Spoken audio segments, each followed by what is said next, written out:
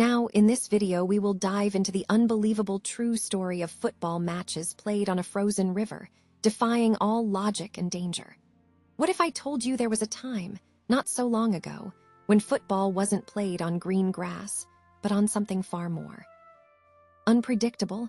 Imagine a football match where the ground beneath your feet could crack and swallow you whole. A game where every pass, every sprint, every tackle was a gamble against nature itself. This isn't some strange dream. This is a forgotten chapter of football history, a true story so bizarre, it's guaranteed to make your mind reel. In a city far to the north, a place where winters were so brutal they turned vast rivers into solid, shimmering plains, something truly wild happened.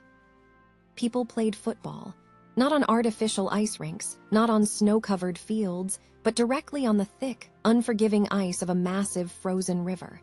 Yes, you heard that right. Professional, organized football matches played on a literal sheet of ice that was once flowing water. It sounds like something out of a fantastical tale, a challenge for a mad scientist, but it was real. Think about it. We know football is a game of skill, speed, and precision. Players need firm footing, predictable bounces, and clear vision. Now erase all of that.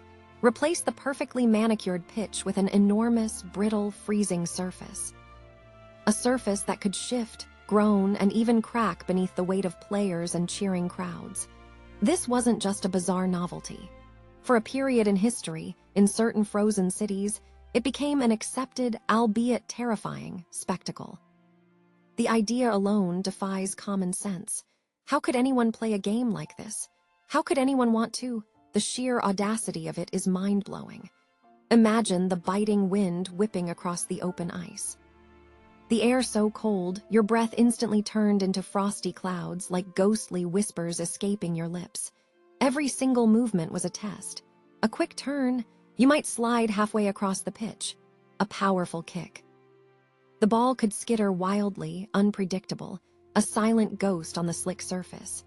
Players had to wear special footwear, often boots with spikes or studs designed for ice, but even then, control was an illusion. The game transformed from a graceful dance to a chaotic, often comical, ballet of slips, slides, and near misses. But it wasn't just about the difficulty of playing. The real terror, the true "wait, what?" factor lay in the ground itself. The river, it wasn't just frozen, it was alive. Beneath the thin layer of snow and the players' boots, the immense body of water was in constant, silent motion. The ice would creak and groan. Sometimes, deep, unsettling booming sounds would echo across the vast expanse, the sound of the ice expanding, contracting, shifting. Every single rumble sent a shiver down the spine, a silent reminder of the liquid abyss hidden just below.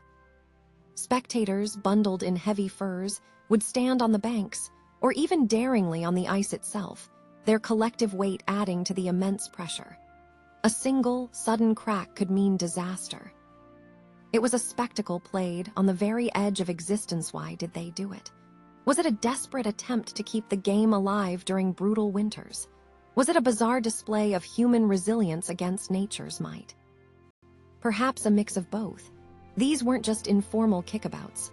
We're talking about organized matches, sometimes between established clubs, drawing significant crowds. The idea that a referee would blow a whistle and two teams would embark on a full 90 minutes of football on a frozen river, knowing the immense danger with every stride, is almost impossible to grasp. It wasn't just a game. It was a dare, a silent, terrifying challenge to the very elements. The ball itself became an unpredictable, almost sentient entity. Instead of a predictable bounce, it would glide, drift, or suddenly veer off course after hitting a patch of uneven ice. Passing became a gamble. Shooting became a prayer. Defenders didn't just tackle opponents. They battled gravity and friction, often ending up in sprawling, tangled piles on the slick surface. There were no sliding tackles. A slide on this pitch meant a long, uncontrolled journey towards the riverbank, or worse, towards a patch of thinner ice. The strategic depth of the game, the intricate plays we know today, would have been completely lost. It became a primal, unpredictable struggle against the environment. Imagine the unique challenges for the goalkeepers. Instead of diving on soft grass, they were throwing themselves onto a hard, unforgiving surface. Every save was a bone-jarring impact. Every slip meant a missed block, a goal conceded not to skill, but to the sheer slipperiness of the world beneath their feet. The goalposts themselves, often simple wooden frames hammered into the ice, would stand as lonely sentinels, sometimes shifting slightly as the ice beneath them moved. It was a game where the lines of the pitch were drawn not with paint, but etched into the ice, a temporary, fragile boundary on an infinite, dangerous canvas. The legacy of these matches is fascinatingly bizarre. They exist as historical footnotes, strange anomalies in the story of football. No one talks about the grand strategies or the legendary goals from these games. The real triumph was simply surviving them. The true achievement was completing a full match without the ice giving way, without someone vanishing beneath the surface, without the game being called off due to an unmanageable crack splitting the playing field. These were games where the unwritten rules of survival overshadowed the official laws of the game. It begs the question, what kind of mindset allowed this? What inherent human drive pushed people to play football on a frozen river, knowing the constant threat?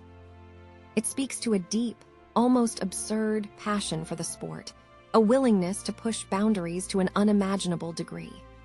It's a reminder that sometimes the most astonishing events in history are the ones so outlandish, so defiant of logic, that they become almost unbelievable. These forgotten matches weren't just games. They were a raw, visceral confrontation between human will and the untamed power of nature, played out on a stage that constantly threatened to disappear. So, the next time you watch a football match, remember this. There was a time in a frozen city far away when every single kick was an act of courage, every single goal a miracle against the elements, and the pitch itself was a living, breathing, terrifying monster. It makes you wonder, doesn't it? What other truly bizarre, almost unbelievable, chapters of history are lurking out there, waiting to be uncovered?